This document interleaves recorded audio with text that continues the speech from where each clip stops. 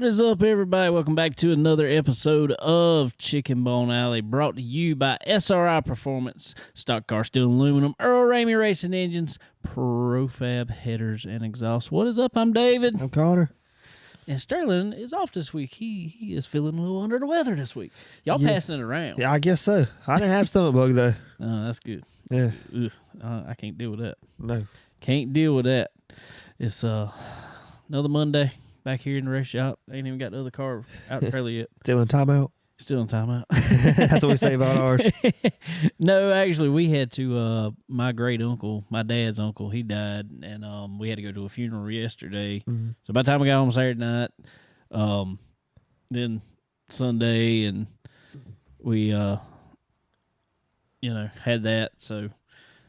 And then this afternoon I got over here and I ain't pulled it out yet. Yeah. So might be tomorrow. That's fine. I did go in the trailer and look at it. Okay, still there? I pulled the hood off of it in the trailer. Me and my dad did. Went and checked the power steering and checked what was going on there. But, cool deal.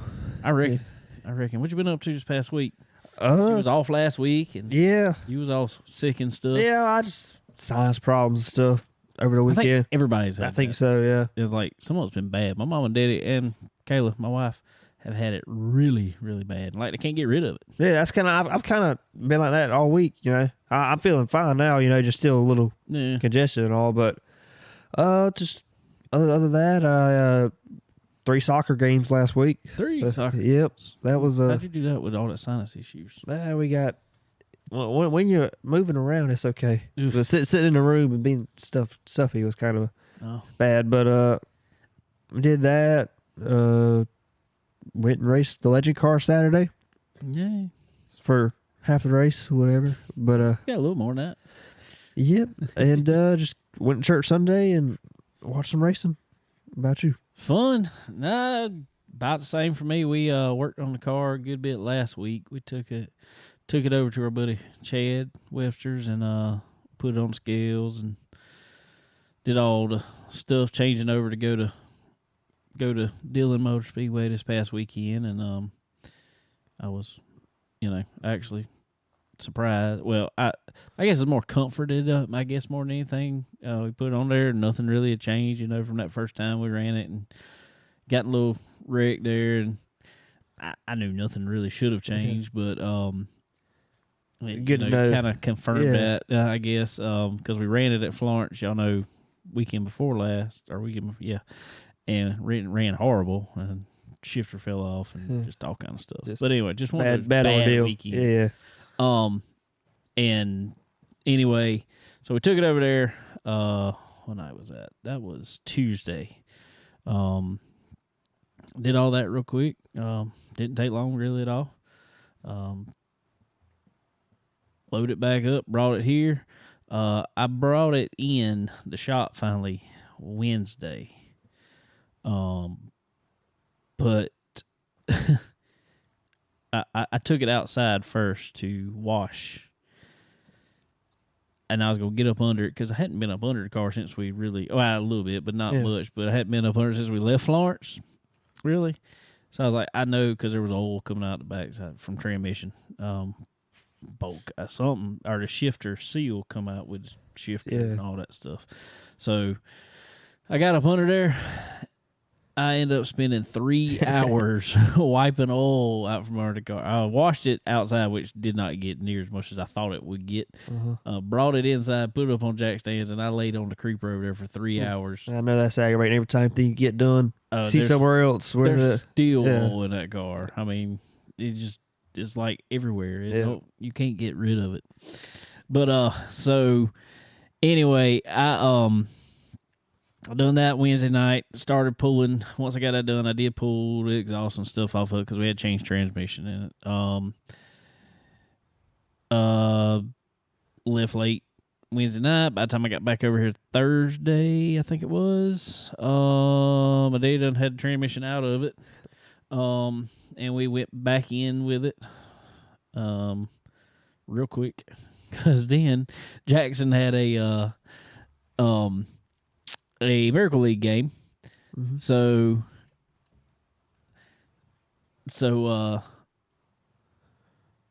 went to that Thursday night, which was good. Have fun out there. They always have fun. Jackson's in this bad habit though.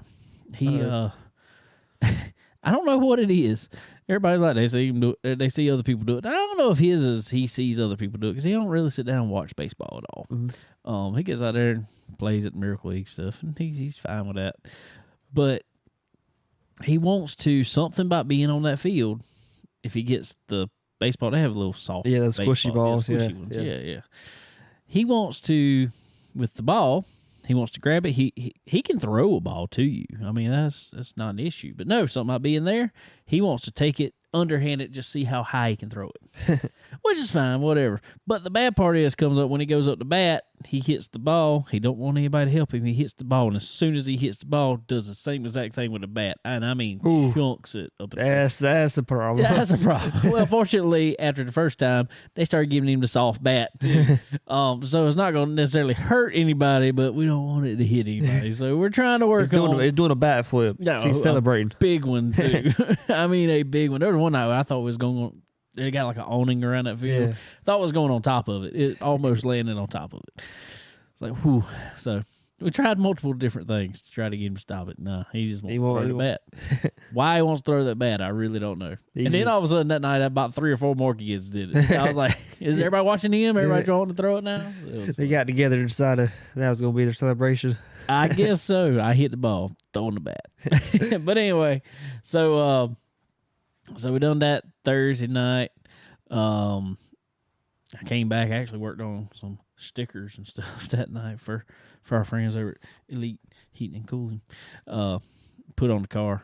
I will say, for this past weekend, if nothing else, I had a cool trailer. Oh, yeah. That was a place to be. We had a leak the week before at Florence, and it was just hot. We couldn't get the air moving because we were parked so close that we couldn't open the side door. Yeah. So no air was moving other than a couple fans. But anyway, Trent come over and fixed it for us there on I think that was Thursday. Might have been Friday, I can't remember. Anyway, fixed it for us, and he fixed it right too. It was, I'm telling you, it was 68 degrees in that trailer. It was nice. About 85 outside. It was nice. It was. It was every time I go sit down or go eat somewhere, I'm going inside the trailer. Yeah. We just went and shut the back of it up. We worked on the car so much we hadn't been able to fix our doors that we made for the back of it yet. So we shut the back. We pulled everything out, shut the trailer up. Perfect hangout. Exactly. But anyway, took the car over to Dillon over there on Friday. Didn't practice or anything. We just took it over there. And that was pretty much it. Then we were at the track all day. Saturday. One thing happened that was, For you come in, me and Landon were over there getting tires. Right. For the race. And I don't even know the guy's name. Do you know his name by chance? I know who it is. I've seen him how many times. I don't know. He's an older gentleman that he races out there, and I think he just loves it. Honestly, must be. He loves racing. I mean, he's got an older car and stuff, and he loves racing. I mean, we all do, but he loves it. Must love it. Anyway, Landon actually was helping because he didn't have a tire cart or anything. He was just pushing tires up to the tire shed and stuff, and so Landon actually helped out because I had ours on the cart, and I said, go help him push some tires up there. So he pushed tires up there. Bert's his name. Thank you, Andy. He got his tires put on right in front of us and everything. Well, we're putting our y'all right behind him? Yeah, we're right behind him. Wow, I didn't even know that. But I'm still in the tire shed. I go out. We get our tires put on and everything. Well, they got air around the backside of their tire shed over there. So I'm going to go out, and I go to make that turn. And about the time I go to make the turn, I just hear the biggest boom ever. Ooh. And I happen to look up, and there's a tire, no lie, it is probably 50 to 60 feet in the air. Wow. It was up there. That's crazy. I mean, up there. It was crazy. Unfortunately, the rim, they said, collapsed on the tire. Yeah. Or I saw a picture of it. I did too. Right down the... Yeah. right down the as side he was of it. putting air in it, and it did break his arm. I heard. Fortunately, that's bad enough, but fortunately, it could have been way worse than that. With as much force was coming off that tire. I don't know. Mr. Ronnie said he had too much air in probably, the tire. and a little too old of a rim, but older rim, and but that was scary. That's scary. Yeah, that's scary.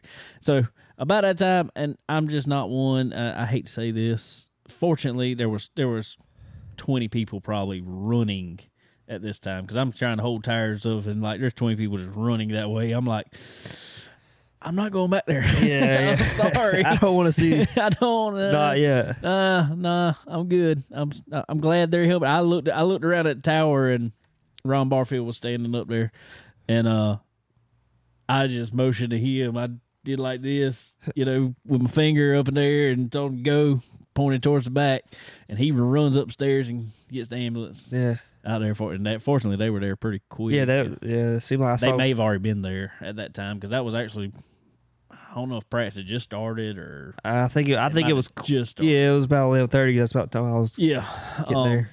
So that was the unneeded excitement for the day. So I don't know. I haven't heard anything about it, but I would imagine they said he was probably going to have surgery. Oh yeah, I think he definitely But yeah, I'm glad it's no more than a messed up arm. Yeah, because that could have been way worse. Even with the tire shooting up that high. Everybody out there, you mountain tires, do not stand over a tire. If you got a tire cage, put it in a tire cage. I mean, I do it at work.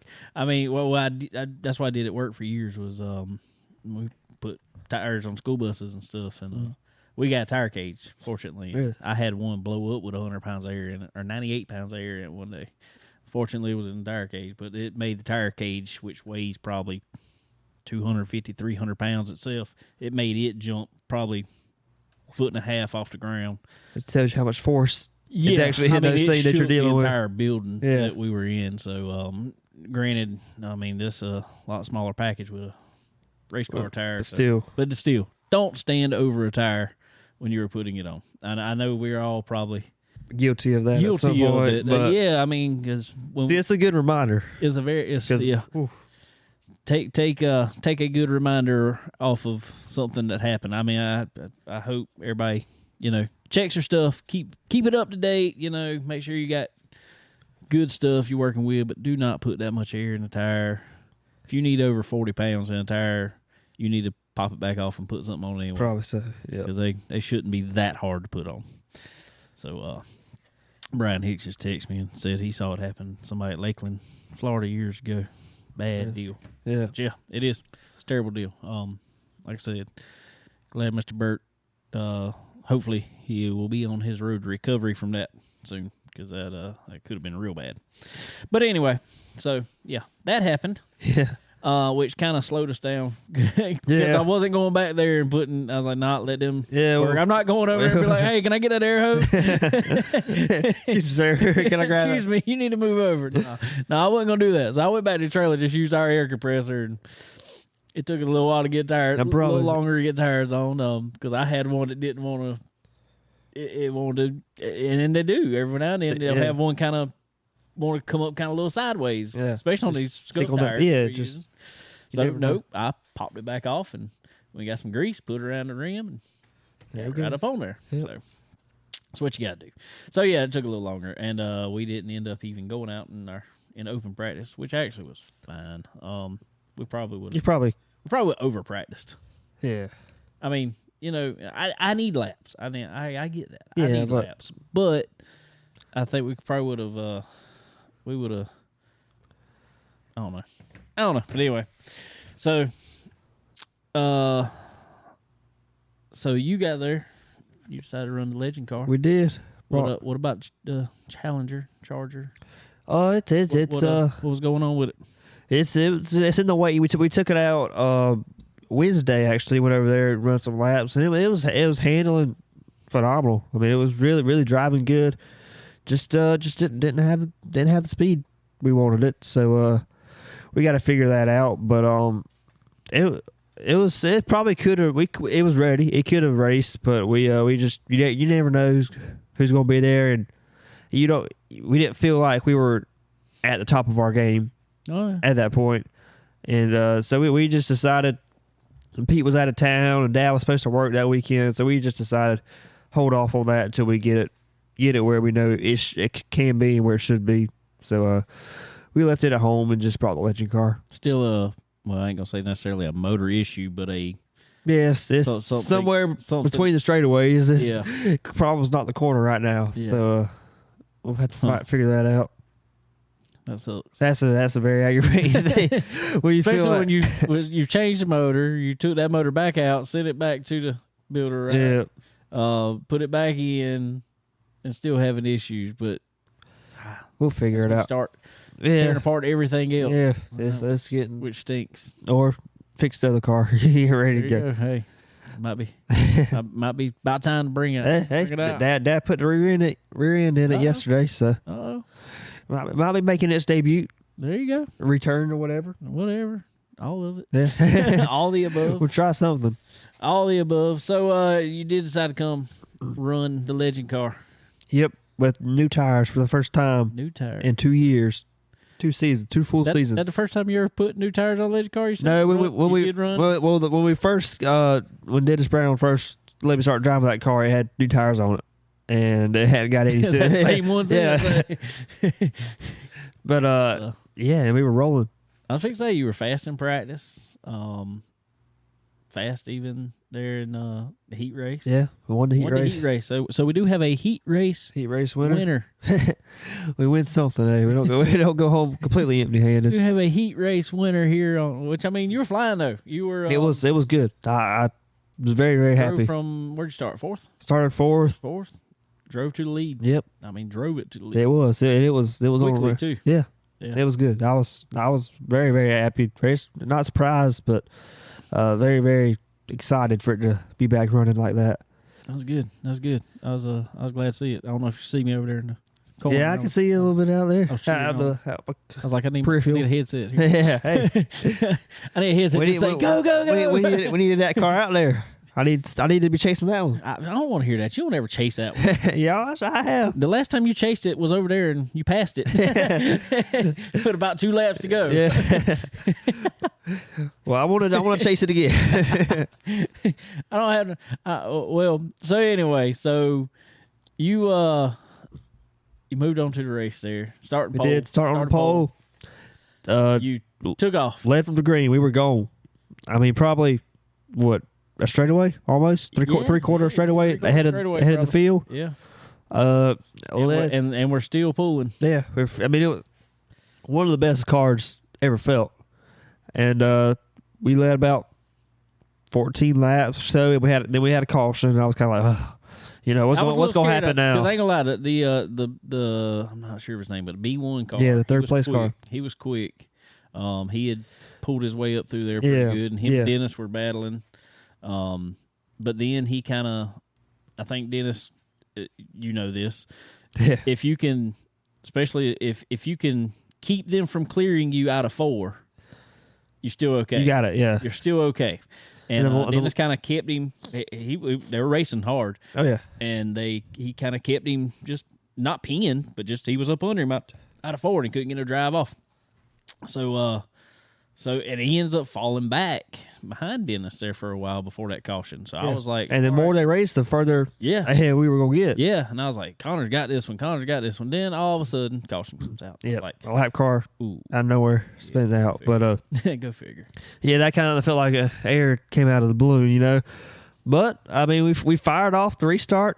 I will say your car looked, for whatever reason, because... I've been behind you before on restarts, and me and you just timed it because I just told you, I was like, I'm going to push you. Yeah. Because for whatever reason, there was a lot of times last year, your car wouldn't seem to fire off. Yeah. I mean, it would, once you got to the corner, you were fine. It was just initially down that straightaway. Yeah, I don't know why. A couple races there, I just...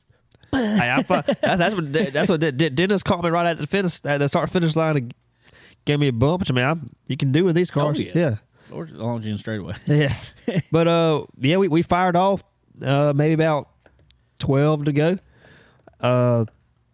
Took the lead. Unfortunately, the B1 followed me through on the inside, so now he was going to be right behind me. But we kept him about anywhere from 2 to 4 to 5 car lengths. We were kind of matching lap times for about 4 laps or so, and then coming out of 2, we broke a tie rod in the rear end, and it took off towards the wall. I turned all the way. I ain't gonna lie, I thought because I couldn't see over there, so I thought you and the B1 had got together and that's what it felt like. Somebody just came across my right rear and hooked me, but no, we weren't close enough to touch, but it broke coming out of 2, and thankfully he was heads up enough. We didn't touch, we didn't get run over from behind, but that effectively ended our night. Felt like that's one that got away from us. Yep, on the hook. You've been hanging out with me too much. My luck's wearing off on you. If something happened, there's a dark cloud hanging over me right now. Because I have led 3 races over at Dillon in closing laps and have not won any of them. Yeah. Maybe that's what's happening. Yeah. Well, I hate it. I'm sorry. I apologize. I apologize if that's the case. I really do. I really do. It's that is not my intentions. I promise you. Hey, well, at least we were good. It was that was good. But anyway, so your car owner there. That's right. Dennis Brown picked up. He passed the B1 after that. He did. Got it. It's a high side. Yeah, made it look good on that restart. Give him. Man, that's one thing I like about Dillon. Yeah. You were talking about this kind of before the show. Is you can run the outside. The outside is where you kind of want to make it. You kind of want to be. I mean, as long as they don't clear it, like I was just saying, as long as they don't clear you, enter in a corner and come up or anything like that, you can keep the outside working. And make it a good race. Oh, and 3 and 4, I never went below that seam. Me and you raced there for first and second one night, and I got videos on YouTube. We run side by side for 3 laps probably, and so it's definitely doable over there. Oh yeah, but old Dennis picked up. He started on the outside, about 6 to go, and just once you got off 2 the first lap, pretty even with him down straightaway. I knew we had a chance because you could go in 3 or 4, and the high side's probably the preferred line. Yeah, these cars. So he was able to get it done, and boy, that was good. I was very excited for him. Congratulations there, Mr. Dennis. Absolutely. Cool. Well, I went out there and we qualified. I will say we worked on the car all day. In practice, it was top 3 or 4 for a while. Yeah, for a while. It looked good. For a while, it looked pretty good. The problem was everybody else picked up. Yeah. And I didn't. For whatever reason. And there's probably a lot of that on me. I'm still, I ain't gonna lie to nobody, I am still trying to figure this thing out. It's different to me. I'm still trying to, I guess I got so used to the legend car, and I knew, when you come out the corner and kind of hanging it out, I knew the point. I could keep it hung out and drive it, and I'm just trying to still get that feel for the big car. But anyway, that I was probably, I don't know, I'm gonna say a 10th or so off from driving perspective. Yeah, I don't know. I mean, I don't know. You can only do what the car will give you. You're right. And I felt like that's what I felt like you were giving it all I had. That's what I was going to say. I mean, did my driving look bad? No, look good. Okay, you were good. We're good. I appreciate it. I think. So anyway, we practiced pretty good. Went out to first practice, steadily getting faster and faster. Every time we went out Saturday, we got faster. So that's good. I can't complain about that. I cannot complain one bit about that. Even in the race, we turned faster than we did in qualifying. But so practiced all right. Qualified 5th. And I fought the car being a little bit tight all day. So, but yeah, so started 5th. And it happened to me one time earlier in practice. We got a new transmission in there, and it acted a little funny. But anyway, folks, give us just a minute here. We're gonna go back. We were just talking about Mr. Dennis Brown winning the race there at Dillon Motor Speedway over the weekend, and we got him on the phone. Mr. Dennis, what's going on, man? Oh, not much, man. Just doing a little work up here. Still working out here, trying to make a living. Trying to make you won all that money at this race this past weekend. I mean, it still work. It's like a modern day Harry Gant. I am. You're actually right. I'm building houses on Monday and winning races on Sunday. Right? That's right. That is right. Okay. Oh, how's it going today, man? Man, it's wonderful today. I'm telling you, I've had everybody and his brother call me today, and it must have been one whale of a race because I all I seen was what was in front of me, and it was a hornet's nest through most of the night. But I so think, and I don't remember the guy's name, but in the 1B, but he raced me. He never touched me. He raced me clean as a whistle. I thanked him. I thanked him 10 times. I said, man, this is how racing needs to be. We hugged each other in victory lane. It was just a wonderful, wonderful night. It was. Sometimes I get so aggravated when people come in from out of town and beat us, and sometimes what I consider my home track, and it frustrated me. But all it done was just made us dig a little deeper, find a little more ways, and man, just make the racing better, and made us better, and we just kept digging and digging and digging, and it finally came to us. I was so happy. Jamie was. Connor's daddy he stuck his head in the window, and Connor stuck his head in the window, and was just excited. And I don't remember seeing Jamie that excited when Connor won. It must have been something. That's all I can say. Well, it was definitely some good racing. I was watching, standing there at our trailer out of turn forward. It was we were just talking about it on here. It was definitely some good side by side racing, and I was telling Connor that is what I personally love about Dillon. Is the racing like that track seems to be able to put on it, especially in the legend cars. Yes, sir. I think we put on some great racing everywhere we go, but I think when we went to Anderson, it was a great race up there. Surprisingly, it's a rough track, but it's a very grippy track. Dillon seemed to have a ton of grip this weekend for some reason. I mean, we went up there and practiced on Thursday before and come right back on Saturday and been a half a second slower, and can't figure out why, but man, it was just, this weekend was just something. It just, I'm still jacked about it, and here it is on a Monday, and it's 2 days later, and I've taken the trophy everywhere I went today. It's been in the passenger seat of the truck everywhere I went today. That's what I'm talking about. Look, it's special to have your first win, but it's so much special to beat somebody that it comes down and waxed us, and I mean, they just left us, and they were a half second faster than us. It's so much better when you get a chance to beat those guys back.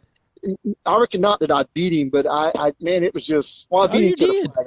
I won the race. That's right. So I did beat him, but man, it was so nice just to get that feeling. In the car, I was like crazy in the car the whole way around to the front stretch. I was just crazy in the car.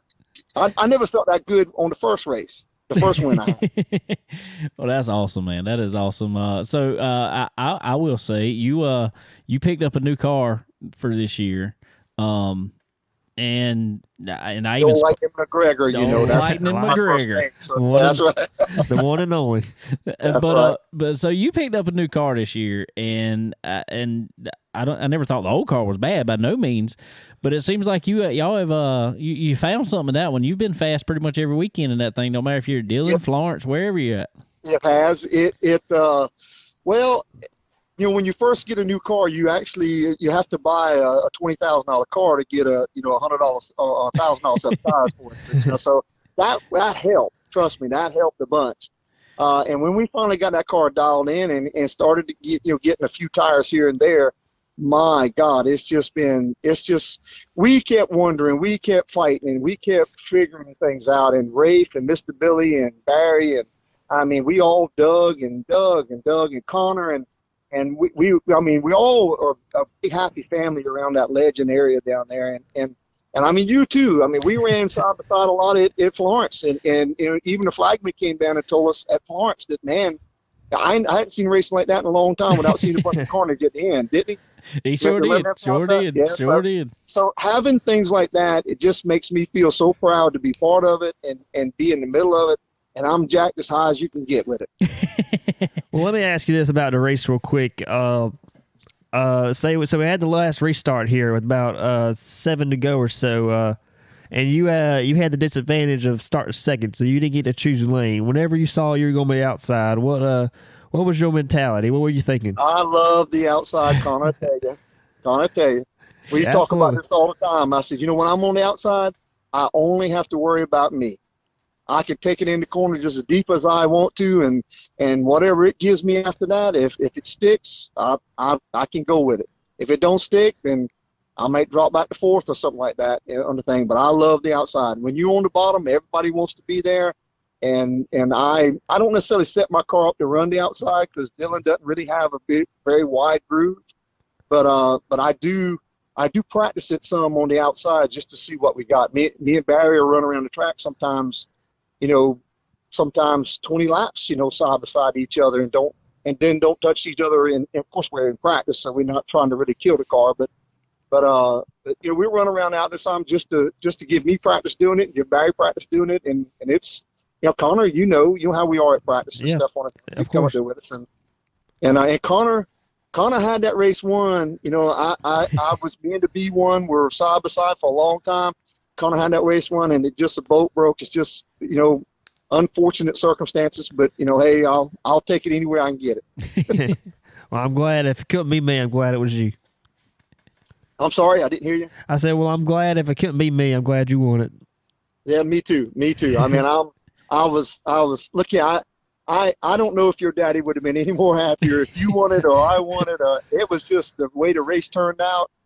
It'd have probably been a boring race if you'd have just went out there and left us like you did, you know, when you took off from us. But man, it was exciting in the car. You know, I wear a Whoop. I don't know. You've seen them on TV with the NASCAR guys, and that's kind of how I got how to know about it. And it tells me my heart rate. Well, generally when I'm in the car, my heart rate's generally about 150 beats, 155 beats, stuff like that. When you're practicing, it's about 140 beats and stuff like that. That night, my heartbeat was 173 beats.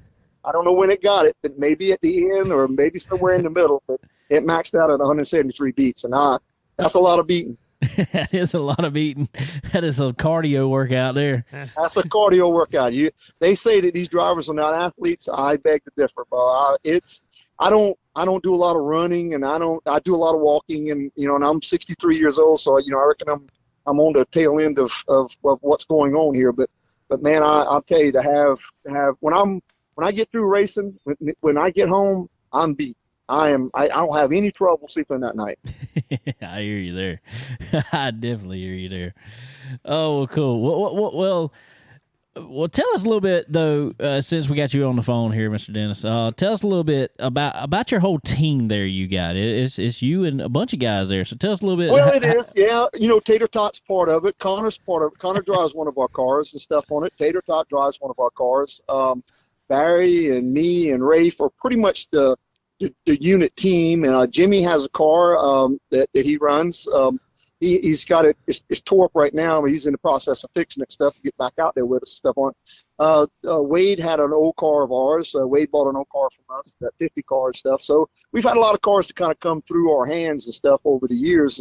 And we started this thing 2.5 years ago. I've never been in a race car in my life until about 2.5 years ago. And we started this track, and man, we went to the track. We put the time in. We went practiced. I thank God for Rafe and Mr. Billy, who's got a very flexible schedule and they can go. I mean, Barry's retired, and I mean, Barry's 72 years old and running these kind of races and running these kind of laps and almost winning races. I mean, he's been right on nipping on the bug of winning races too. So it's not just a young man's sport. An old man can get in there and make a little rustle from time to time. But man, this is an accident I reckon by design. I mean, they give me a hard time at the shop, say I'm the Rick Hendricks of the legend car stuff. Maybe I am. I don't know. I'm a pretty free with the cars, and I just look here. We try to strive to be the FUN in racing. That's all we've ever talked about from day one, is being the FUN in racing. That's all we want. If we can't, when it stops being fun, we're gonna go home. We're gonna go figure something else out. We're gonna go hunting and fishing or do something else that men do. But it ain't gonna be racing. But right now it is so much fun and so much takes us to a whole new level. And I mean, I've never been this jacked in my life. It's just Rafe told me today. I just happened to talk to him a couple hours ago, about an hour ago. And he told me, he said, well, when you get down off of cloud 9 and maybe Wednesday or Thursday, we can talk about, when you get to cloud 5 or something like that, maybe we can kind of get into the specifics of what the car was doing and that kind of stuff. I said, Rafe, I can't tell you. The car just did what I wanted it to do, and it went where I needed it to go. And I can't tell you if it was loose or tight. I don't really know. I mean, I got film, and I've watched the film the other day, and I was worried about me winning the race the second time when I watched the film this morning. So on our GoPro. So, man, we've had a blast. Look here. If I die tomorrow, I've had a ball of fun. Well, good. I'm glad to hear it. Pete Holt's up here in the comments. He wants to know when he's gonna get his hot dog. I almost did it the other night. I said I looked over I don't even know who I was talking to. I might have been Connor and stuff. I said up to him, I said, maybe I might be a hot dog night, though. This is a pretty big win. I couldn't even think about that. I was just so jacked. I didn't even think about trying to do something like that. We talked about that, weeks in advance. I said, next time I win a race, I think I'm going to buy everybody a hot dog. And when I talked to Ron like a week later and stuff about it, when I run that I think it was the second race I won, and I bought everybody a hot dog and stuff in there. When he said, I don't know how many hot dogs we sold. So he just took $100 away from my prize money and said, here, we'll just call it square and we'll just go this way. And he said, it was a lot of fun. He said, I'm glad you done it. And it was just a lot of fun to have. So, man, again, the FUN and what we do is why we do what we do. I see people come in there and take it so seriously to run 4th or 5th and 6th, and you want to win. Everybody has that competitive spirit and stuff like that, but they lose the fun of what we do or what we're out there for. And if you let it and you get a good group of people, we hug in victory lane. I mean, we all friends. I mean, this is something we all elected to do as a hobby, and let's just have fun. It's like playing golf. I give everybody a hard time when we play a little golf from time to time. I'm not the best at it by no means, but I go out there and play around and and hit what I can hit and have some fun at it. Life's too short to have anything less than that. That's right. That is right. Well, good deal, Dennis. That is awesome, and congratulations again, buddy. And I appreciate it, by the way. Look, yeah, I don't know. I'm probably not saying all the things that I kind of want to emphasize outside in this world, but I'm gonna tell you, racing is a fun sport if you let it be a fun sport. The track promoters have been very good in as a whole. There's some politics in everything that you do in life and stuff, but as a whole, they've been pretty receptive of us. Florence took a little while, but they've come around and they've accepted us, and they we try to do things for people, and Ron has really been an open door from day one. They're really good people up there at Dillon, and I love winning there. I'll say that. Well, I love winning everywhere, but I like winning there. That's right. Well, I know there's a lot of people who help out on the team and stuff. Who you want to thank? Man, Mr. Billy. Jesse, always feeds us. He always comes there. These are 84-year-old men, 84 and 85-year-old men that kind of hang out with us and stuff at the track, and they keep us fat and happy, and most of the time. And Mr. Billy's always thinking about something to do with these cars. He wants to try this, and Rafe is generally the guinea pig that tries things first. and Rafe's been racing for 30 years, or 35 years, however long he's been racing and stuff. And Rafe will go out there and try something, and we give them a hard time about they go over there and they have that little where they have that conversation off in the corner, and they they, and we kind of, me and Barry kind of sit off on the side and say, are they, trying to, beat us or what here? I mean, I thought we were all the same. Are they trying to beat us? And Rafe is a very competitive individual. I'll give him that. But Mr. Billy, once they figure it out, they'll share the information with us, and it sure makes us all come right to the plot. I mean, Connor's speed, my speed, Gary's speed. Wasn't there another car, Connor? There, maybe I'm forgetting somebody. I think Matucci, if I'm pronouncing his name right, Thomas, was around our same speed too. We were all kind of right there together, and man, you got to get your legend car back out there, Bo. Me and you need to. You were so smooth. Every time I see your videos in there about your hands, about being so smooth, I don't know why you would want to go to somewhere else. I mean, we have more fun here than you can have anywhere else. It's sitting right here behind us. Me and Connor was talking about earlier. He told me I need to get it back out, and we're going to. I got to. I got to find 4 of them black things y'all put on around y'all. So. Well, they're out there. You just gotta kind of. You might have to go down there and one of the races up in Charlotte somewhere to get a set. I reckon you do, but I don't know. Because all 12 of them I got are slap shot. So yeah, but we have 2 years. We didn't have any tires for 2 years. I know. Which is, we kept thinking, man, it was our setup. We've got a set of new tires, and we went, I wrecked because I had a set of new tires on my car. Well, if you look at a race about 4 races ago at Florence, I was coming out of by myself. I was coming out of turn 2, and the front end grabbed so good it just eased right on into the wall. I went, holy crap, what just happened to me? I had no clue why I wrecked. And I told Mr. Billy when I got back to the trailer, I said, I don't know what happened. I have no clue. But we were so used to junk tires that we didn't know what good tires were.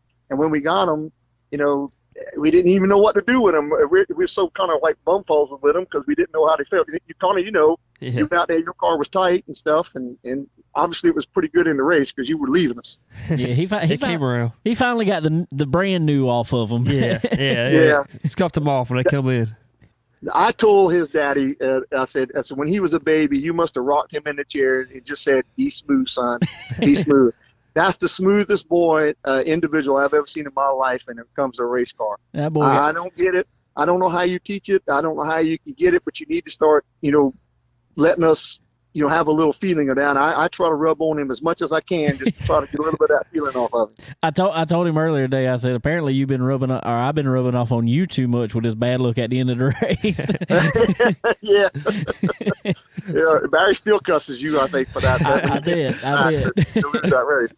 I bet. He still loves you. He still loves you. He said so. He still loves you. I know. It was But I will say real quick, while you're on the phone, and you brought it up earlier, me and you had a good race one night, probably one of the best races ever I've seen. I went back and watched it. The best I've ever seen for second place at Florence Motor Speedway that night. Exactly. Yeah. Man, it was so much fun.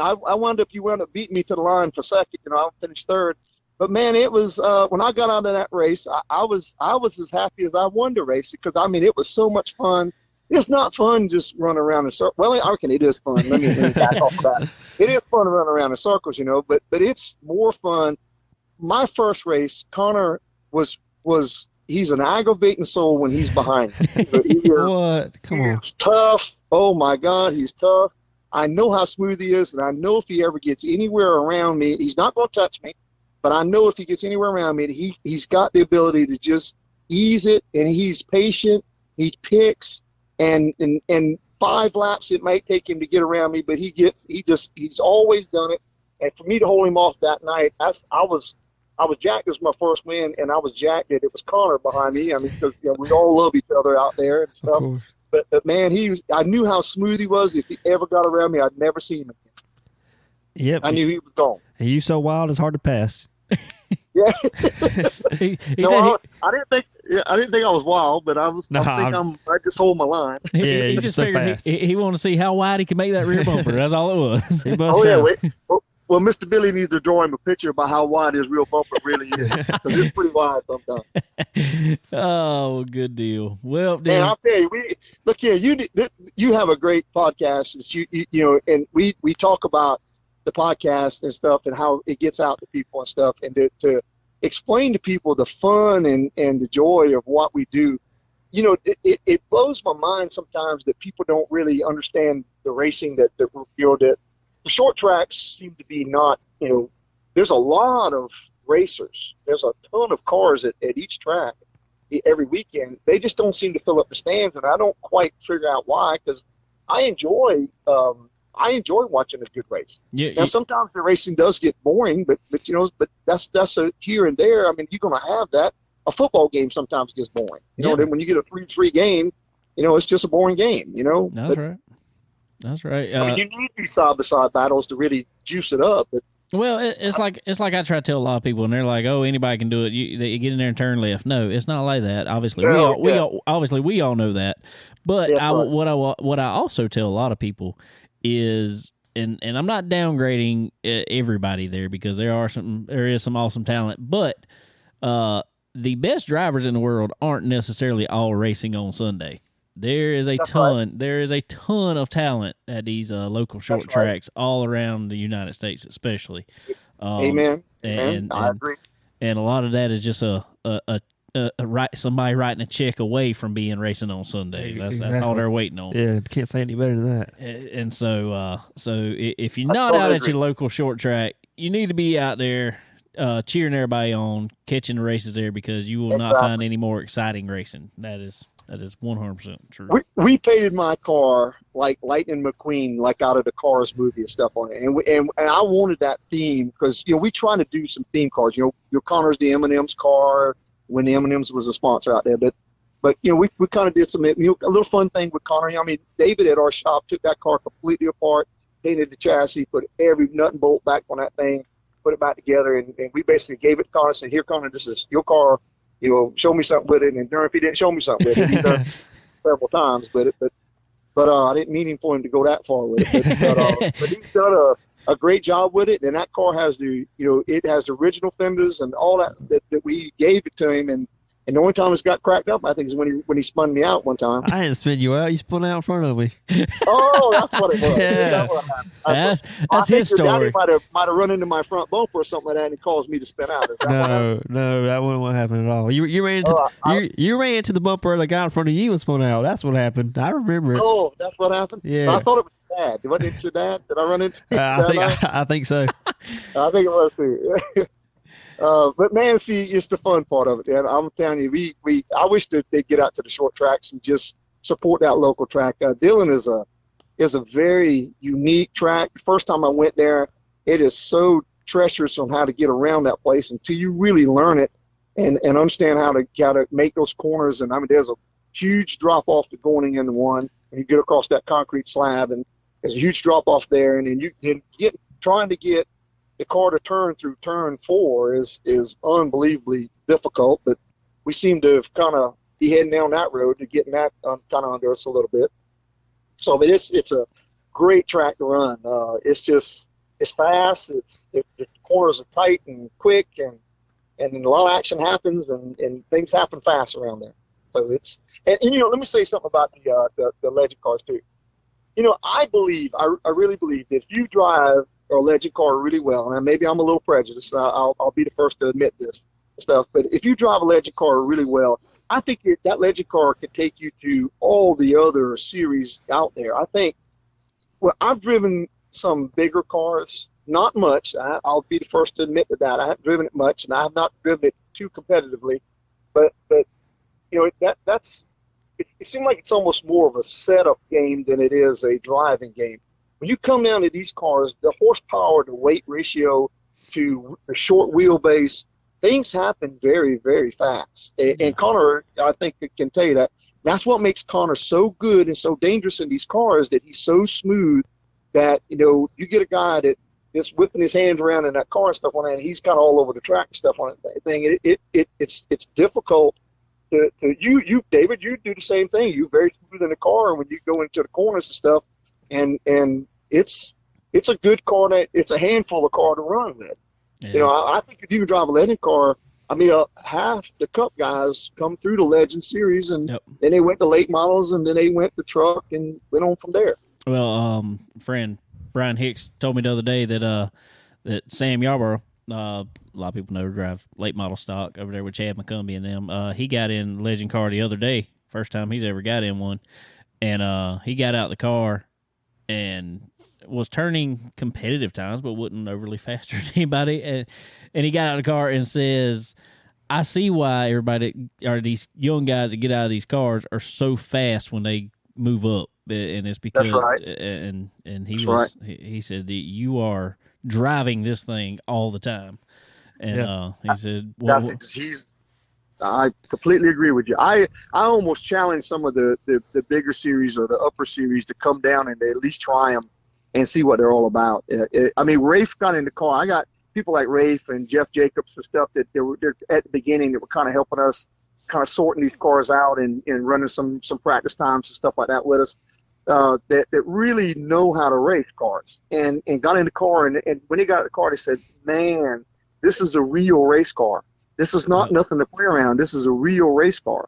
And ever since then, I said, well, okay, I got me a real race car, and then there we didn't know where we were going with it, but man, we've had a blast since then. Well, to me, the sensation of speed in the Legend car, you feel like you're flying. You feel like you're running 150 mile an hour around a track. Exactly.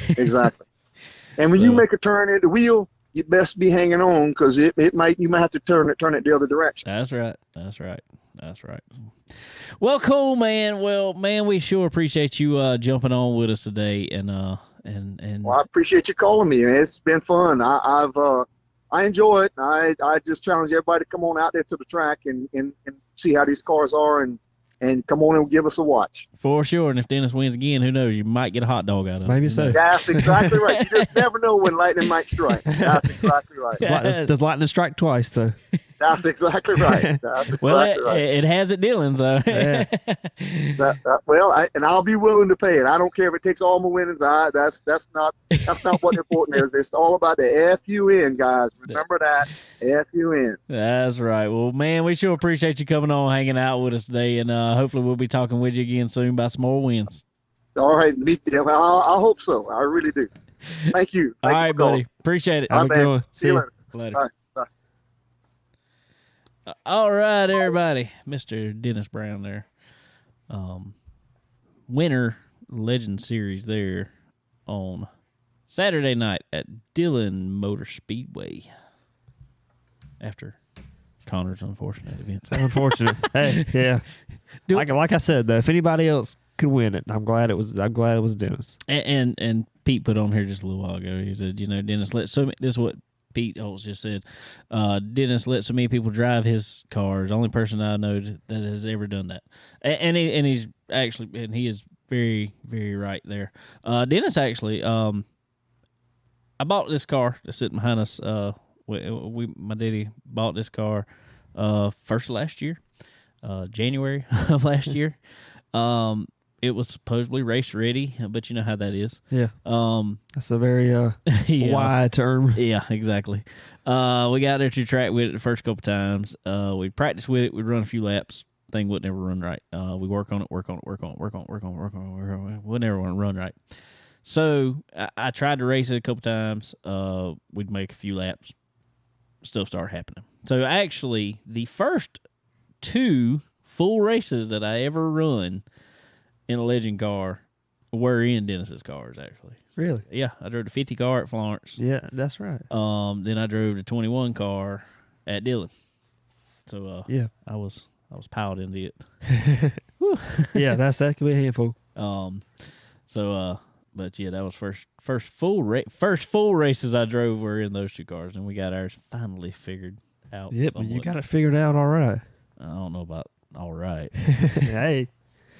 It looked pretty good some nights over there. Some nights. I like the Legend car. I really do. It is. And like you said, it is a blast racing with these guys. No matter what, it's always a good time. Yeah, it's fun. We always have fun. Always very competitive, but have fun. That's right. Being that competitive at the same time. I know I'm probably I'm probably one of the guys that are like, oh, he's mad. No, I'm not really mad. I'm that competitive. Oh, I'm too. And I can get whatever at the moment, and then 5 minutes later I'm fine. Yeah. But I'm not gonna get mad. Yeah. Connor thought I was mad at him the night he passed me. Yeah. Well, I think. Well, I just didn't want to. No, I was happy that night. Actually, I was. That was extremely happy. I mean, I was whatever because I didn't win, but it wasn't because we touched when Connor passed me. I mean, just barely. Just right on the open wheels. There. Yep. Just you see smoke just puff up, and Connor's like, "Man, I didn't mean to hit you." I'm like, "Dude, you're good. You're good." It was funny. It was funny. It was. That's why I told him that night. I said, "If I couldn't win, I'd want you to win." I still wanted to win. Yeah, hey, at least it was a fight between us two, not somebody else. Exactly. So, we have those fun nights at it. We like it. We like it. But anyway, so getting back to mine real quick. We started 5th in the race. And what I was saying happened to me a couple times. Well, it happened to me once in practice, and I went back out, tried again to kind of make sure, and I was fine the rest of the day. But what happened was I went to I always try it in practice. I don't know if you do, but I always do just to make sure I'm going to be all right for the race. But while that guy's under caution, I ride around in 3rd most of the time.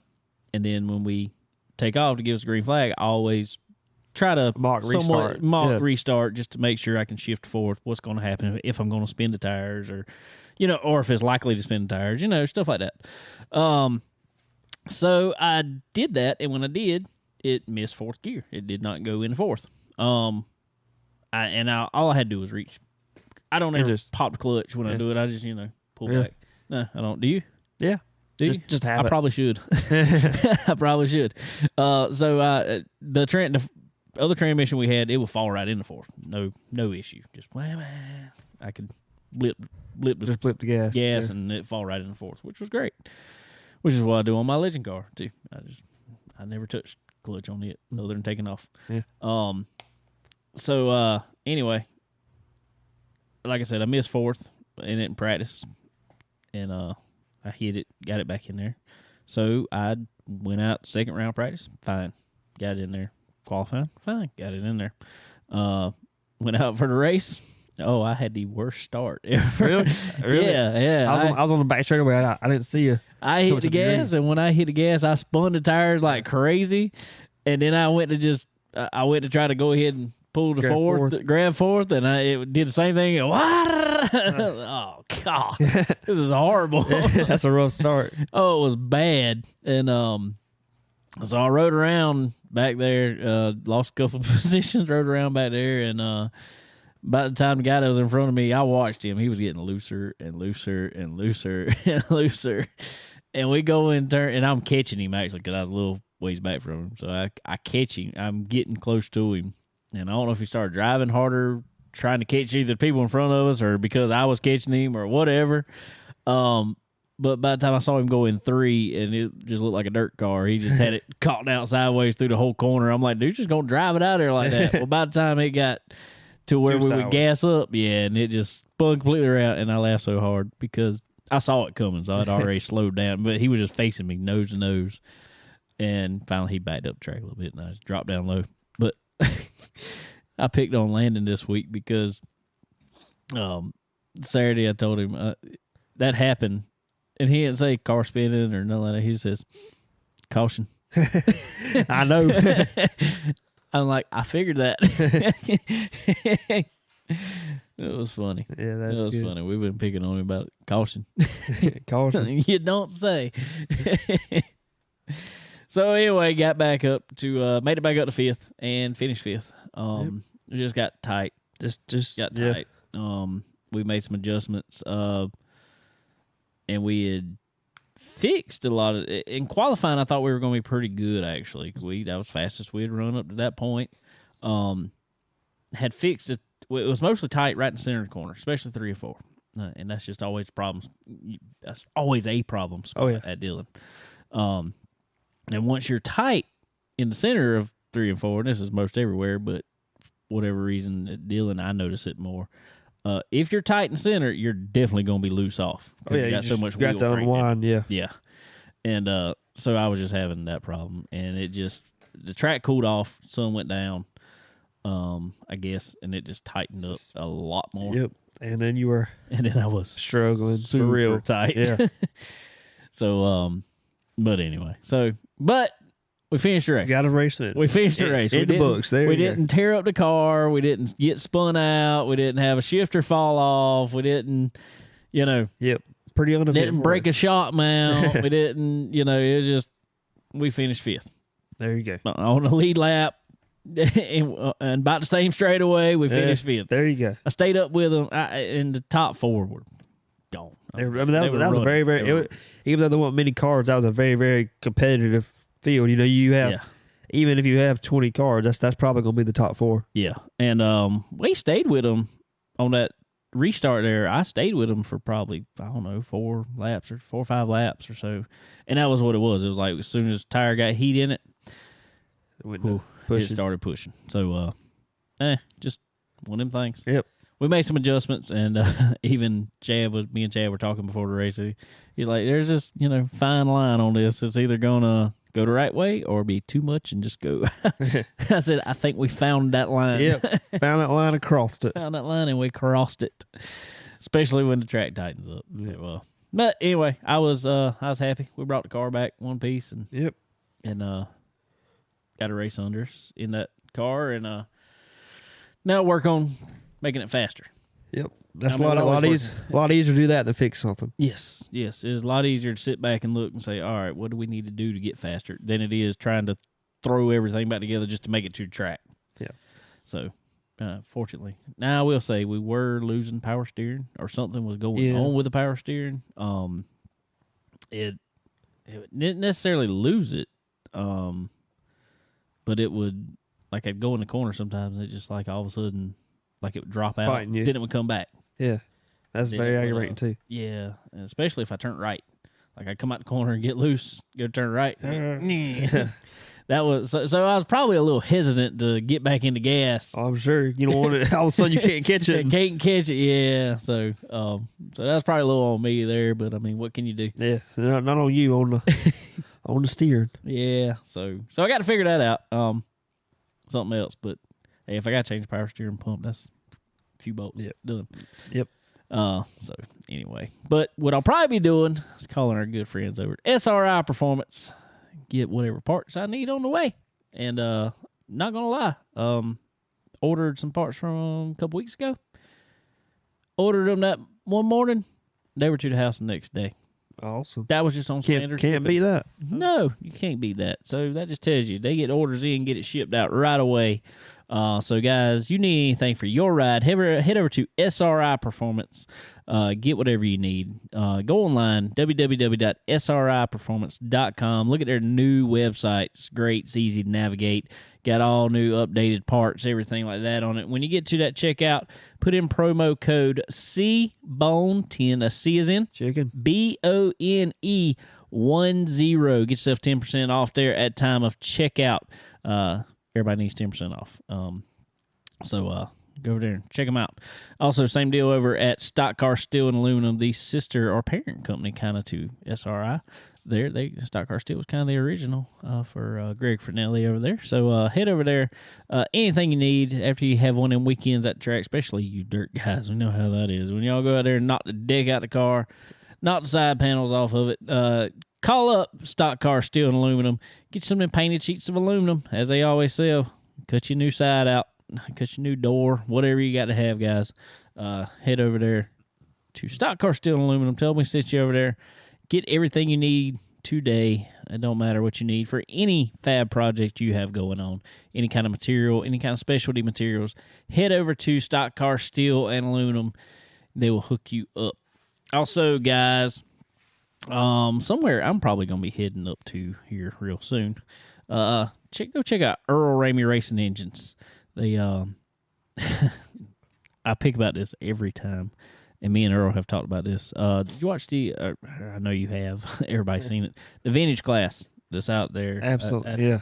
I'm trying to remember the guy's name. I'm losing it. It's in the Bell and Bell vintage series. Bell and Bell travels vintage around series. There is a car out there. It's an old modified looking car. Yeah, I have no idea the name. That car flies. Everybody talks about how fast that car is. Guess what's got in it? Good old Earl Ramey racing engine in that thing, and it is so fast, so fast. I watched this car the other day. I've never seen a car just on asphalt anyway, just tote the left front tire, smoking the right rear at the same time. Just so much power. I'm like, how you torque it up and spin tires all at the same time? I'm like, that's pretty good. Yep, pretty good. That's exceptional. Yeah, maybe excessive. I don't know. But head over to Earl Ramey Racing Engines and pick yourself up some horsepower and guys, get yourself some chassis dyno time over there. New combinations coming up over there. Saw some pictures Earl Ramey put out today on his Facebook. Don't know all the details on it yet, but I saw some coil packs on the engine there. So how about it? Sound like a LS. I don't like it. I don't know. It look like it. I'm not sure. Not sure really. You like what you see. I like what I saw. Yep. I like what I saw. So anyway, head over to Earl Ramey Racing Engines. Get hooked up with them today. Some best service you'll ever have from an engine builder. But one thing he's probably going to tell you that you need on your ride is some good old Profab headers and exhaust, guys. Head over to Profab, get some of the best looking stuff out there. I mean, it is so good looking, but not only that. I mean, that's your first reason. You just look at it, like, man, that looks good. Let me put it on my car. Then once you get it, oh, that sounds good. Yep. Well, then you put it on that dyno, and it runs good, and it increases horsepower, torque, everything you got all over that sheet. So head over to Profab Headers, guys. Pick yourself up some today. Well, we had some racing this weekend on the NASCAR side, I guess we'll say. Sure did. Somehow Kansas has had a rebirth. Yeah. We'll say truck race. I think Grant Enfinger brought home a win. That's right. In the 23? In the 23 truck. I like Grant. He seems pretty cool. He's a consistent guy. Yeah. Consistent. No doubt. He's not always the fastest out there. If he's got a good truck, he'll put it up front. But he's consistent. The finger, as they call him. So congratulations to Grant there. So cool. But Cup side of things. I watched the first stage of it. So. Yeah. Some you good. Know, whatever. You know. Comers and goers. It looked like they could race all over the track for the most part. I was like, oh, well, that's good. We haven't seen much of that lately. It's been a lot of single file and whatever. Blah racing. So we get, and I'm not normally impressed with mile and a half tracks. Never. I don't think many people are. No. But they got there and made it past first stage. All of a sudden, the second stage starts and there's cars spinning out. And one happened. I was like, oh, well, how about that? Yeah, you don't see them spinning out much on their own anymore. No, not at all. So one spins out. I was like, I wonder what happened there. A little while later, another car spins out. A little while later, another car spins out. I mean, all of a sudden, these guys couldn't hardly drive it. Yeah. And I know people are like, oh, y'all just want to see wrecks. No, I don't want to see the wrecks. I want to see the cars hard to drive. Yeah, I want to see them. I want to see them how to drive them things. Yeah. And they were driving them. Yeah, it was they were going for it. They were going for it for first to 30th. They was racing everywhere. That was the fun part. It didn't matter where it was in the pack, and there was a lot of coming and going. We saw Kyle Busch get a speeding penalty, as he done, at Dover. Quite often. It's like this year. I don't know what's going on. He normally don't speed too much. That's normally Denny Hamlin's thing, and but all of a sudden, Kyle's been that guy this year. I'm like, y'all need whatever y'all figure out. Turn that tack way back it down back. about 500 RPMs, and let's call it there. So, anyway, but he fell all the way to the back, and before you knew it, he was back up in top 15. So I was like, well, this track's pretty racy, good cars coming to the front. And then it was like, after a while, you could overdrive the car, burn up the tires. I don't know if Goodyear's changed anything yet. I hadn't heard that they've changed anything. Yeah. But maybe they have. Maybe so. I don't know. But it just seemed like, It seemed like they could race just about that's what it comes down to. You know, that they could drive it. They could, but I think that's been a problem for some of them. Is I'm gonna say, let's say guys like Ty Gibbs, just for instance, he's a good driver. Not taking anything away from him, but he hadn't had all the experiences in this car. You know, with it handling bad, he could drive a car wide open. Yeah. There's a lot of people who drive a car wide open. You let off the gas, it fall in a corner, and you just hammer back on it. I mean, that's easy to do.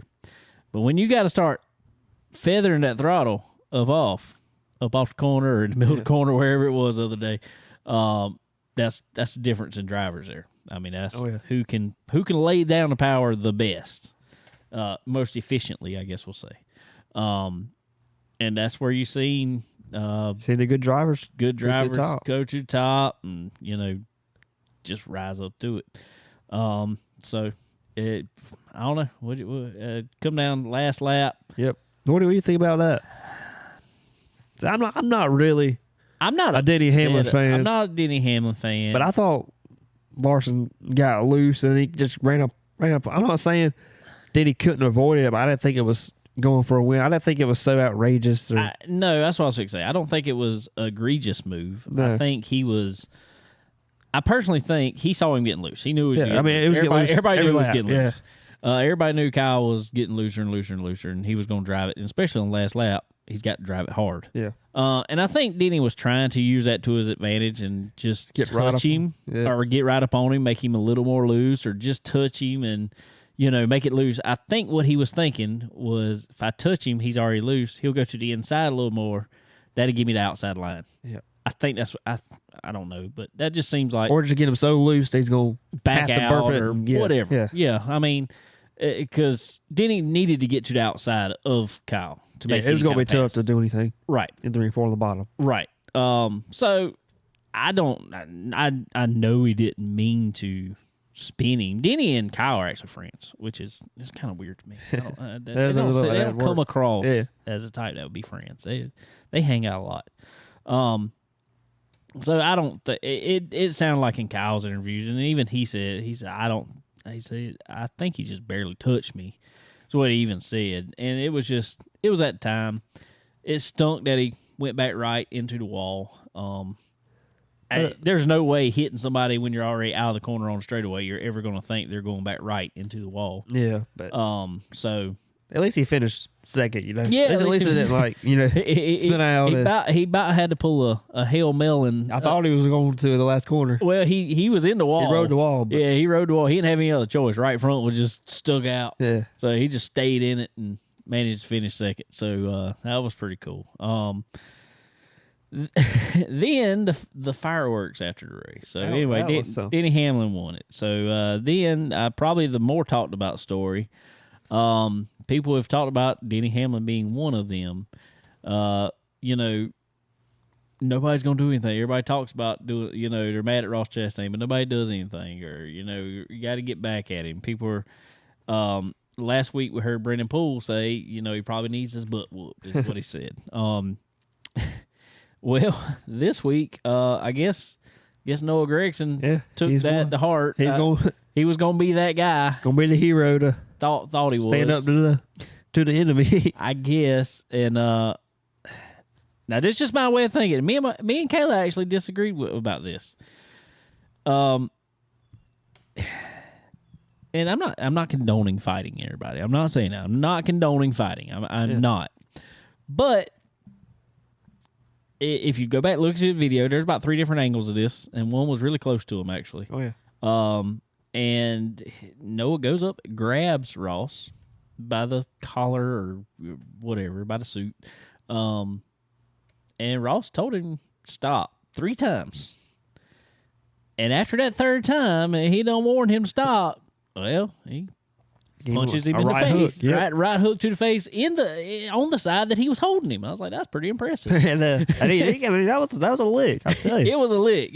And I don't know if you saw it. They showed Noah a little later, and he had a big old red. There's mark no on way it. he did. Yeah, I mean, big one. I'm not. So I guess I'm gonna ask you. I'm not. Like I said, I'm not condoning fighting. But if somebody's gonna come up to me, and they're coming at me, and they grab me, and they're still coming at me. Yeah. I think at that point,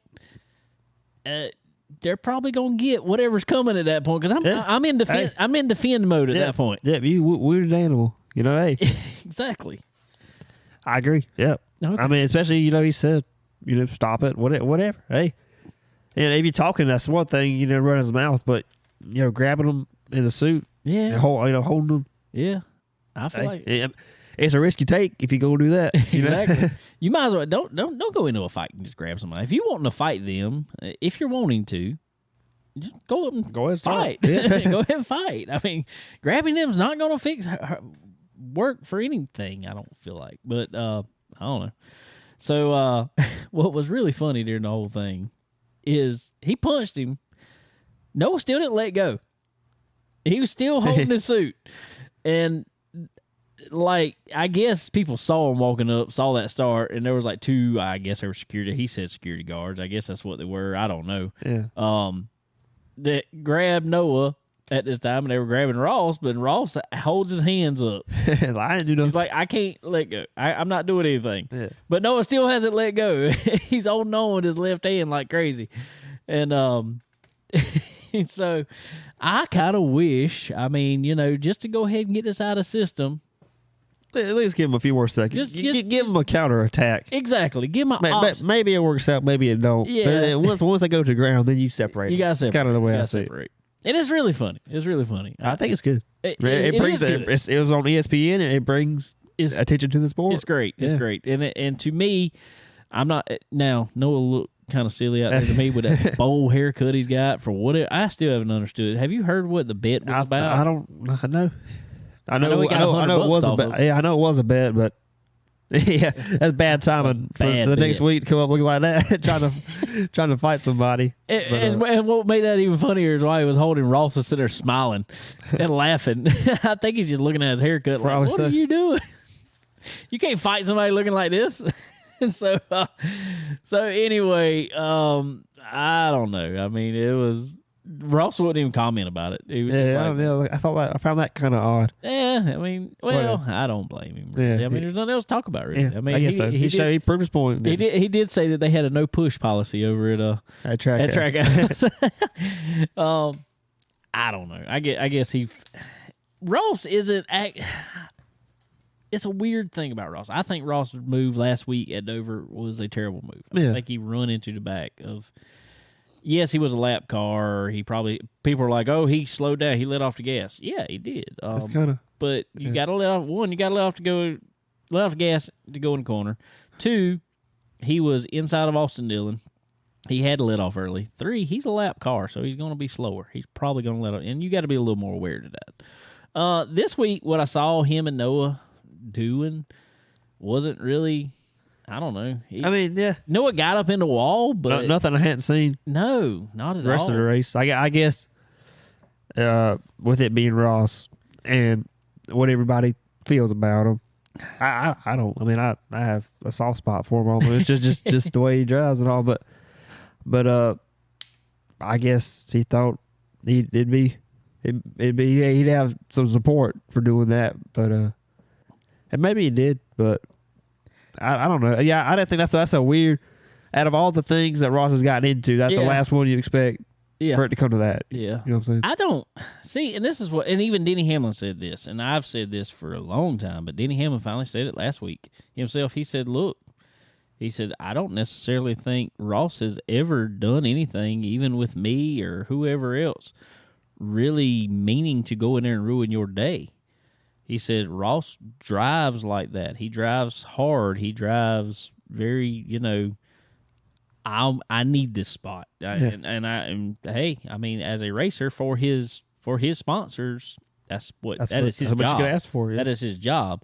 But what I like about Ross is there has been people pay it back or whatever. Ross won't say anything about it. Yeah. No, if he ever has said anything about it, I probably deserve that. I mean, I've heard him say that. He's fine with you racing him back like that. Yeah, he expects the way. Yeah. He's not one. And that's what I don't like. It's the drivers, hey, when they get moved, it's a big ordeal. When they move somebody, it's the greatest thing you've ever seen. Right. He expects it back for the most part from what I've seen. Yeah. So as long as the man can take it what he dishes out, let him do it. I have no problem with. Yep. I have no problem with him. Agree. So, but anyway, so it made for some excitement. On top of what I thought was a good race. Absolutely. I mean, I thought it was a good race. I thought we have not had a race come down like that. Two racers racing like that. Yeah. Racing it out for the win in a long time. And that's what I like. You saw Denny kind of have to work him over for 20 laps or so. But, I mean, to me, he couldn't pass because the car was so aero dependent that he couldn't do anything. It was just Kyle Larson's a hard drive to pass when he wants to be, Yeah. So that's what I was happy to see, and I agree. Probably one of the best races of the year so far. Hopefully it can perform the next gen car on all the mile and a halves like that, because that'd be at least I hope good. Because I mean the reality is there are 7 or 8 more of them. Yeah, they're seemingly, starting to be less and less. But we're trading them out for road courses for whatever reason. I guess because that car is supposed to run good on road courses, but that hadn't worked either. But anyway, so moving on to our picks from last week, real quick, since we're talking about last week's race. Sterling picked up the win with William Byron there. I think he come in, what was it, 3rd, 4th place, something like that. 3rd. He came from 2 laps down. Yeah, well, he sat on pole. Had some bad luck there. Went 2 laps down. And over cautions, kept getting lucky dog, kept making it back up, made it back up to finish, have a good finish. So that was pretty impressive. So Sterling took on the win there. You got second with I think I had, was that week 12? You have Chastain? I think so, yeah. You had Chastain. Speaking of. Yep. You had Chastain, and I had Kyle Busch, who was running good, and I think would have had a good finish. But he spun. Yeah. One of those things where he backed out of it and tried to cut below him, and somebody was there. Yeah. So anyway, we'll go ahead before we talk about it. I guess we might as well go ahead and take picks for this week. To run a recap our points right now. I am still in the lead with 26 points. Sterling is in second with 25 points. Connor are in third with 21 points. Ooh. I got to make a comeback somehow. I'm falling off. Well, unfortunately, I had 2 weeks where I picked a driver who was not in the race. Yeah. So that kind of put me at a unfortunate. How you managed to do that twice? I don't know. Well, Alex Bowman got hurt the next day after I picked him. That's what I'm saying. But how that happened twice? Just my luck. All right. So since I finished last this past week, I get first. I got 2 drivers here that I think could do something pretty good. I think that are still available on mine, and I'm deciding which one I want to use. I'm gonna go back with this past weekend's winner. We're gonna take Denny Hamlin. There you go.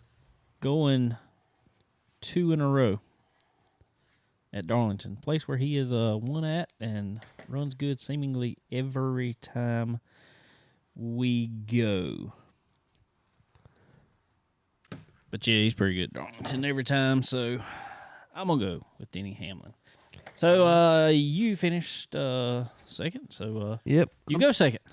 I'm trying to decide between 2 drivers myself, but I think I'm going to take last year's spring race winner, and I'm going to take 22 of Joey Logano. Jolo. Yep. He's up and down there. That's kind of, that's the, it's like he'll be good, and then he'll be.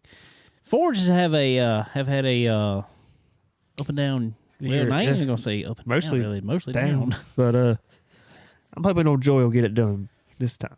Alrighty, I got a text from Sterling here. Let's see who he wanted here. If my phone will come up. I think he said he wanted Cody Ware or something. Let's see here.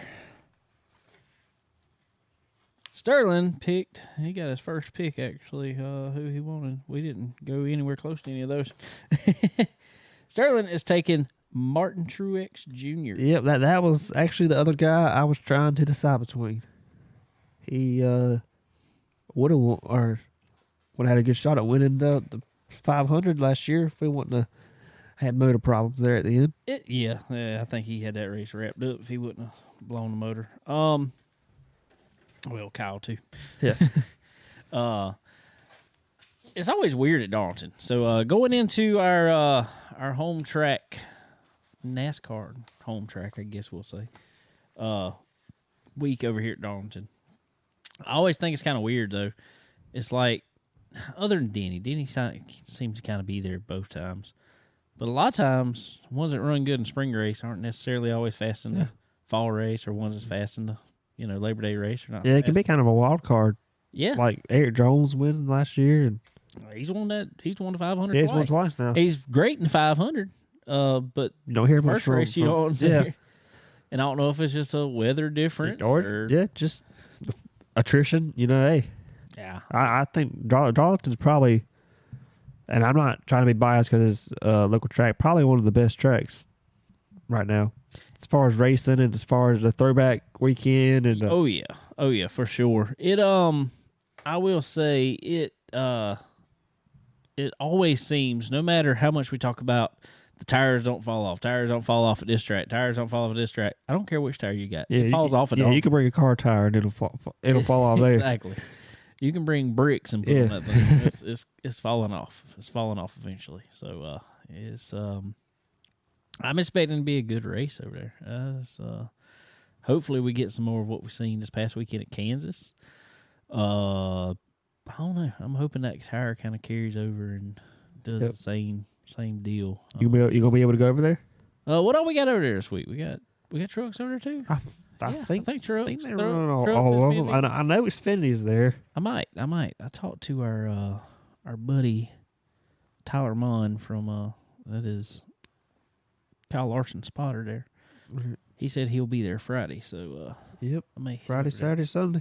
Yeah, I might have to make send a text and hop on over there. Make a guest appearance. Maybe on Friday night or something.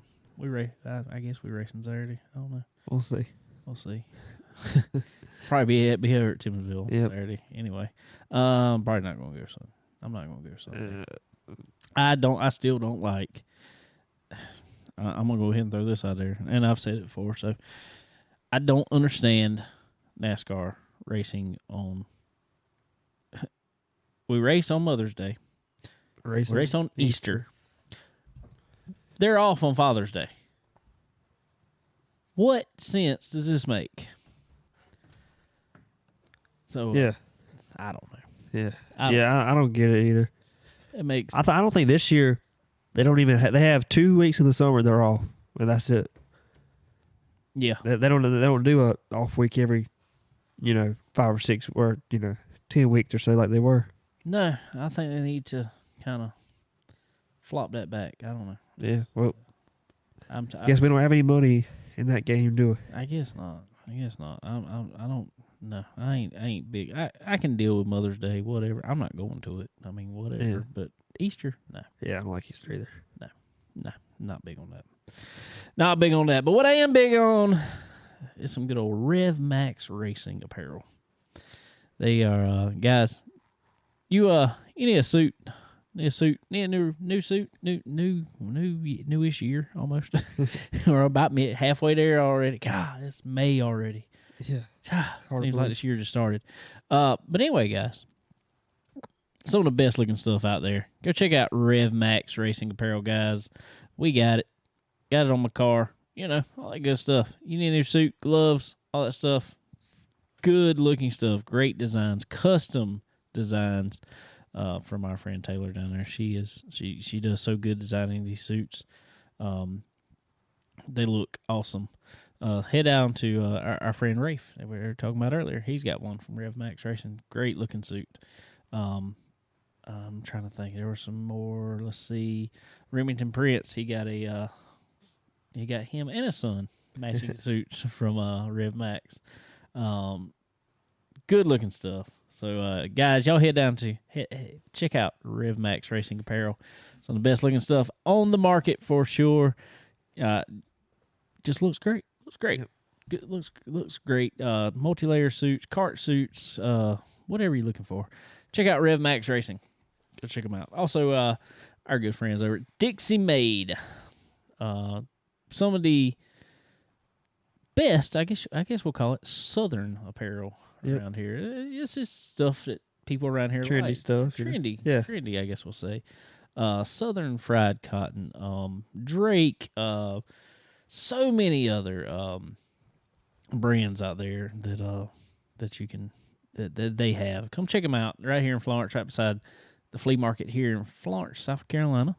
While y'all are all down for the if you come from my town to Darlington this weekend, make the trip. What, about another 20 minutes down the road? Oh yeah, not too far. Yeah, go check out Dixie Made. They'll be there selling some good looking stuff. Come on down, check them out. Well, we might, I don't know, might be over there at some point. Who knows? Who knows where I'll be? I don't even know where I'll be. I don't know where I'll be. We'll find out when it comes. Figure it out. Maybe at track. Maybe, I don't know. Who knows? So y'all come check it out. So yeah, Darlington this week. I do want to go back, touch on the Cars Tour race there from Quaffle's waxing them. Dude, he is 3 for. Or no, he didn't win. He didn't win Southern National. But he's won. He's won the last 3 Florence, Hickory, and Ace. Ace, that's right. Yeah. Trying to remember who won Southern National. McCaskill, I think. Yeah, that's right. Yeah. And hadn't done much since. No, that car store's, it's hard to win. Dude. What he's doing, or what that team's doing, how good that car is, it's just phenomenal. Like the level of talent and just the level of competition in that series. And they figured it out, too. They figured it out because they don't make adjustments from nothing major by no means. I think you can make some air pressure. Well, they pretty much impound the cars after qualifying. Pretty much what I seen over at Florence, unless you had some major problem and you start it back anyway. But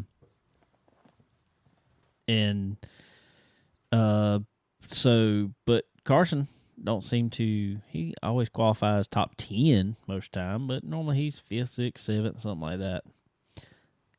In 20 laps, Oh, he's gone. he's coming up there, coming. All of a sudden, halfway, definitely It's over. It's over. Yep. Now I will say at Hickory, they were close. It was a real close race. It was won by what, like 800ths of a second or something like that. But somebody else is gonna be challenging him every week. But he's the one. Yeah, You got to beat. always up there. And I'm wondering, and I don't think this has any bearing on it whatsoever. I just hate when people start doing this and they're like, oh, I've already heard people, well, his car owner owns part owner of the series now. And I'm like, oh, so? Yeah, he was winning last year. He was winning last year before he was owner of the series. Dudes just, they've got it figured out. Oh, yeah. I mean, they got late model stocks are some of the hardest racing in the Southeast, especially, obviously. That is some of the toughest racing around, and they just, because you can see that, because every week, like I just said, it's somebody different there in second, or, right around top 5s, typically somebody different, but it seems like that one up top. Yep. Been pretty strong. I'm ready to see him at Wilkesboro again here in 2 weeks or so. 2 weeks, Wilkesboro, North Wilkesboro. That's going to be something. That's going to be, that was a good race last year. It was. Facility has been upgraded a ton. I'd like to go see it, just to see from where we saw it last year to what it is now. What day they got it on? I don't know. Last year it was on a Wednesday. On a Wednesday last So I could check. But yeah, we have to look that up. I can't remember what day it's on. Is it the weekend before the, I thought it was probably the week of. or is it the week of? I can't remember. We'll look and see in a minute here. Cool, but yeah, that'd be a real good race. They put on a good race there last year. Yeah, but he is He's got it. He's got dude, stuff right now. He does.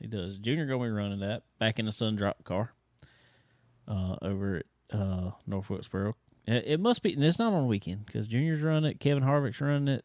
Did I hear Ross Chastain was running it? Is he? I think I did hear something about that. There's like 4 or 5 guys running it. That would be a packed field. Absolutely. I did see Landon Huffman took over the after Hickory there going to Ace this past weekend. Landon Huffman took over the 22 was it Nelson Racing, I think it is, ride. Yeah, I saw that. So I wonder, is he not racing Hickory? Yeah, I think whenever they're not racing. When they're not racing, he's running Hickory. Because he ran Ace Friday night and then went to Hickory Saturday night. That's cool. Cale Gale out of that ride. Just wasn't much happening. It wasn't much happening. Yeah. That's been that was a ride that has won championships in the Cars Tour. Yeah. And kind of the whole team left. From what I gather. Yeah, is what I heard. Pretty much the entire team of and left. Basically left off. Just left car owner sitting there with all this stuff. Don't really know details by no means. So the team over there, they don't even have a notebook to go off of what they went. They kind of put together a team. Landon said last week that he talked to Mr. Nelson after Hickory. Didn't ask him for the ride. I don't necessarily think. I mean, every driver is going to kind of whatever. But he basically told me anything they could do to help out because it saw how much they struggled at Hickory. They didn't even make the race. Yeah. So he said, if you need help with it, just let me know. Well, they asked him that week, hey, can you come back over here and test car at Hickory? Sure, I'll jump in it, see what we need to do. Jumped in it, tested. They figured out some stuff on it, a little bit of stuff on it. Called him back, I think like the next day, asked him if he would run it for the rest of the year. Wow. So can't beat that. No. Landon's a good dude. He nice dude. He hung out with us some over at Florence at the 400 last year. And glad to see him in that ride. He wanted to see what he can do. He won the track championship last year over at Hickory, as everybody knows. It was not his stuff. He was driving for a team then. Started back with his family-owned stuff this year, and has just had some rough luck. Yep. But he did get him a win. He did get him a win right. A couple weeks ago now. So that's good. I mean, I like it. So I guess he's probably gonna have to kind of forego going for a championship. But probably get his name out there a lot more with the Cars Tour. So that's probably a trade-off he's willing to make. Landon's very marketable. Oh yeah. And I don't know what it is, but he's a regular old dude. I mean, he just puts his stuff out there. He's one of our Team SRI drivers. So glad to have him on board. He's a good dude. He puts his stuff out there, and he's kind of everybody knows his daddy raced come up through the ranks there many years ago. But I think Landon's got the potential to make something out of it. Yep. But anyway, all right, guys. Also, one of the partners of the Cars Tour, while we're talking about it, is the Rookie of the Year sponsor in the Cars Tour, our good friend Tanya, over at MPM Marketing. So, guys, if you are especially new to the sport, especially looking to get your name out there, put your name in front of faces that needs to be in front of, and in the places that needs to be, with rides that needs to be in, you definitely need a good marketing partner. So head over to marketwithmpm.com, talk with our friend Tanya over there, and get on the path today to becoming a superstar in sport. You got to have good marketing to be a superstar. Absolutely. So go talk with our friend Tanya over at MPM Marketing. Well, what else we got? What's your plans this weekend? This weekend, we got first soccer playoffs start tomorrow. Oh, so I'll be doing that. See how far that goes. What you think about it? Yeah, I mean we're a lower seed in the tournament. I mean, but to make the playoffs is very, very, very good. Yeah. We got a chance. We got to go down to Hardyville tomorrow. Hardyville. So good little ride. Yep. So we'll go home, get rested up for that. See how that goes. Cool. Yeah. Cool. How many weeks playoffs? The championship will be Saturday. Oh, really? Yep. So it's only 8 teams make it. So if y'all make it to the championship, you playing soccer Saturday? Yep, possibly, but he said possibly. If we get past this first round, they're the number one team in Skeezer awaits us. So it's gonna be a tough one. Yeah, that's unlikely, but we'll see. See how it goes. You never know. Yep. All right. Well, what about let's just say if at some point this week y'all got put out, what about racing this week?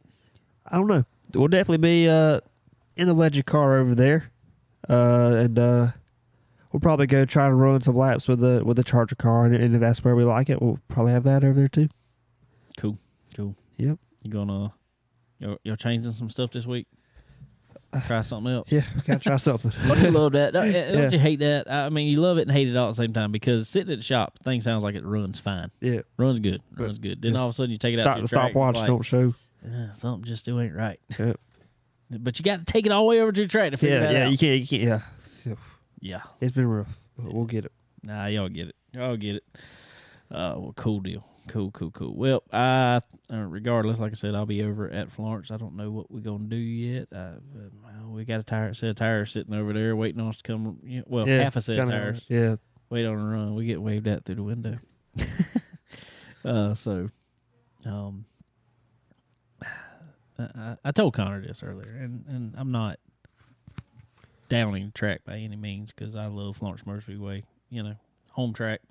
Grew up there for the most part. We're weighing our options still right now. It's tough to get because we do get 2 new tires over there, which is nice. I mean, we know what we're getting. Not to worry about it. We know what we're getting. So, but there's some stiff competition over there. Yeah. And we're still really learning our car. I mean, we're in the process of just trying to get it in the ballpark. So we're weighing our options of what's the smart thing to do, what money needs to be spent where. Yeah. Well, what's the best way to do it? Yeah, right now. So we'll figure it all out. We may still be there. At the same time, I'm like, if you're gonna get better, you got to run with the ones that are good. So that's just my way of thinking about it. It always has been. So I don't know. We'll see what happens, what goes on. But anyway, well, cool. Well, I don't know what I'm gonna do this week. I guess we'll pull it in and see if I can work on the power steering and see if it'll get back straight. Yep. Well, good luck with that. Yeah, thank you. Appreciate that. Any help, let me know. Hey, I always need help. But you're going to be playing soccer all week. Probably, maybe. I don't know. Probably, maybe. Yeah, it's a toss-up tomorrow. You don't sound too confident here. Well, I mean, you got to have confidence. Yeah, it's just, we're matched up pretty evenly with the team we're playing tomorrow, so it's a toss-up. We'll see. That's good. You said this was your first year of soccer, right? I've been playing for 2 years now. 2 years. 2 years. That's right. So how assessing your second year of soccer? I've enjoyed it, no doubt. Definitely got a lot better. Did you? And learned a lot more. Get more playing time this year? Yeah, a little bit. I'm slowly working my way in to the rotation. Well, you better hurry up. Yeah. Next year we'll be starting probably. Oh, good. Yeah. Good. I enjoy it. It's fun. Yeah, that's good. I couldn't run that long. If I run that much, you better keep up. Because something's happening.